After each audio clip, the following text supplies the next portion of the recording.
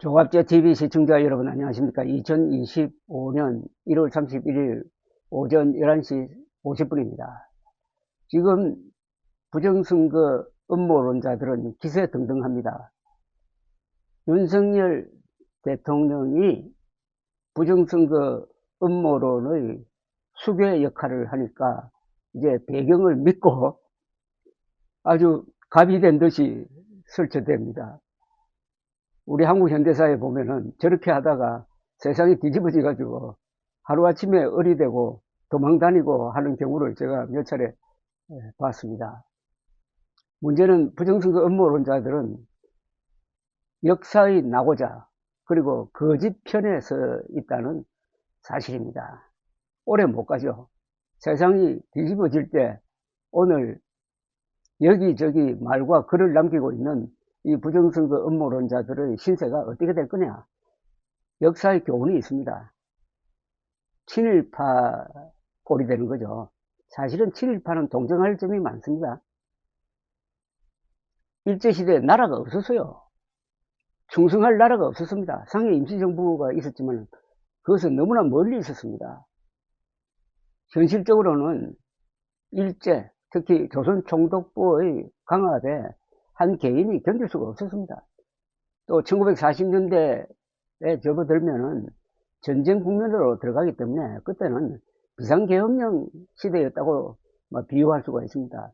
그러할 때 지식인들이 일제의 강권에 의해 가지고 여러 가지 좀 부역하는 글을 들어 남긴 적이 있는데 그 글 때문에 나중에 해방된 다음에는 친일파로 몰리고 그 아들, 손자까지 욕을 먹는 이런 경우가 있었습니다. 너무나 가혹한 처벌인데 어찌되었든 지금 설치되고 있는 부정선거 음모론자들은 너무나 많은 글과 말을 SNS에 남기고 있습니다.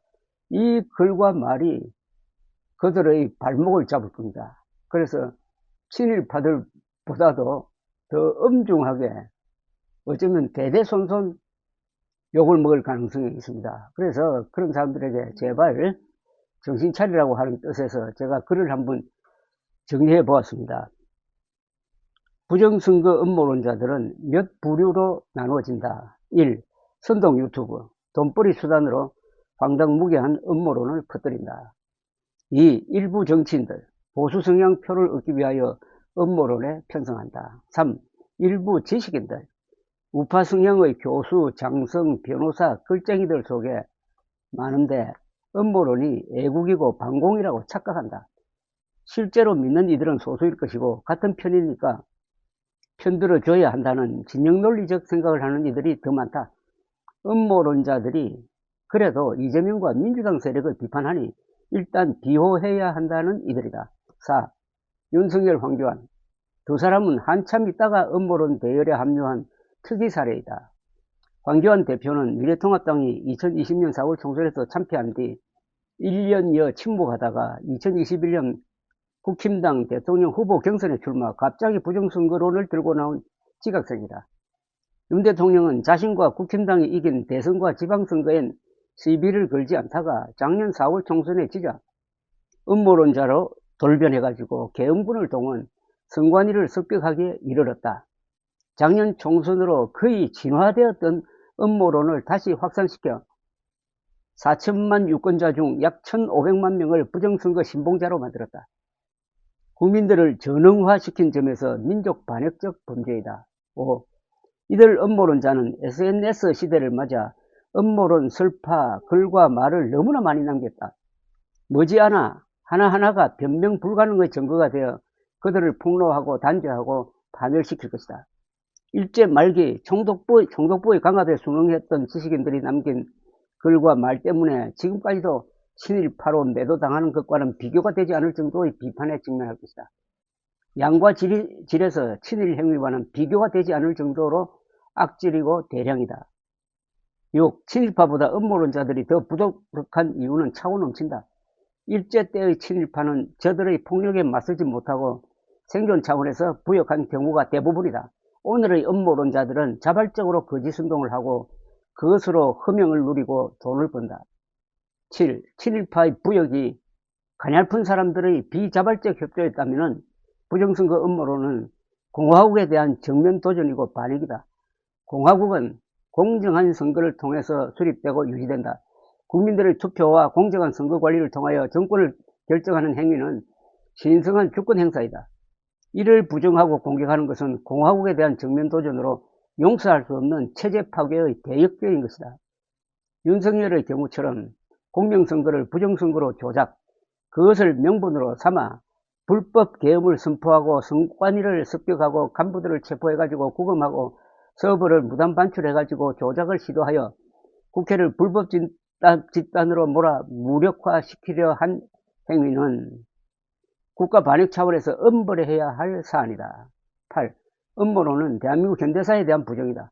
1960년의 3.15 부정선거와 같은 과오를 되풀이하지 않기 위한 국가적 결단으로 1963년에 출범한 선관위는 그 뒤 62년 동안 조직적 부정선거에 연루된 적이 한 번도 없이 선거를 공정하게 관리, 한국이 국제사회에서 완전한 민주주의로 평가받도록 했다. 이런 선관위를 부정선거 조직으로 모는 것은 국제적 신인도를 폭락시키는 국익 파괴 행위이고 역사에 대한 모독이다.